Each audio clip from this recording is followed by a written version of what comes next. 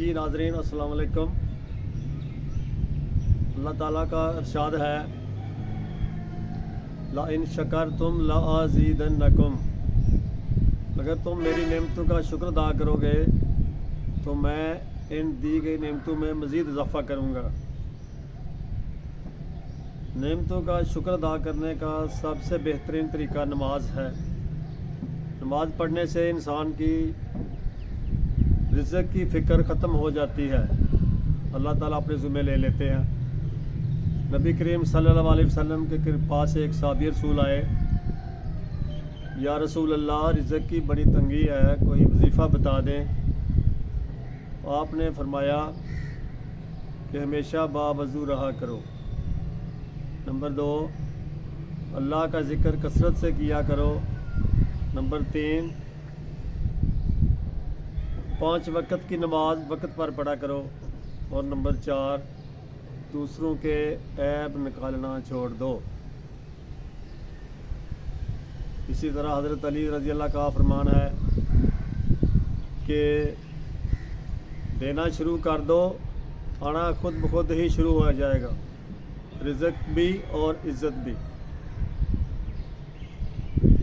एक आदमी को मैं ज़ाती तौर पर जानता हूँ, ये सियालकोट के एक पोश एरिए में दाल चावल की रेहड़ी लगाते थे। जिस जगह पर रेहड़ी लगाते थे उधर ही एक मदरसा कायम हुआ। तो होटल तो ज़ाहिर कीमती होते थे, मदरसे वाले बच्चे खाना खाने इसके पास आए तो इस रेहड़ी वाले ने उनसे पैसे नहीं लिए। फिर वो टाइम निकाल के नाज़िम साहब के अंदर मदरसे में उनके पास गया और कहने लगा कि आज से लेकर जितने बच्चे इधर रहते हैं उनको एक टाइम का खाना मैं दिया करूँगा। और उसने ये काफ़ी देर तक सिलसिला चलता रहा, एक टाइम का खाना वो पहुँचाता रहा बच्चों को। अल्लाह ने उसके कारोबार में इतनी बरकत डाली कि आज वो सियालकोट के एक बेहतरीन होटल का मालिक है और उस होटल की 3-4 शाखें हैं। और एक होटल की एक शाख की जो सेल है वो लाखों में है रोज़ाना। आज उसके बच्चे शहाना ज़िंदगी गुजार रहे हैं।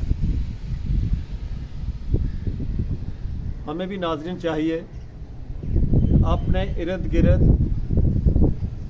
लोगों को देखें जो हकदार हैं, उनकी मावनत करें, उनकी मदद करें। इंशाअल्लाह अल्लाह ताला हमारे भी हालात, हमारी भी रोज़ी का मसला, हमारे भी हालात बदल सकते हैं अगर हम अपने आप को बदल लें तो। जी नाज़रीन अस्सलाम वालेकुम, मिलते हैं इंशाअल्लाह अगले व्लॉग में। इसको शेयर भी करें और लाइक भी करें इंशाअल्लाह। अस्सलाम वालेकुम।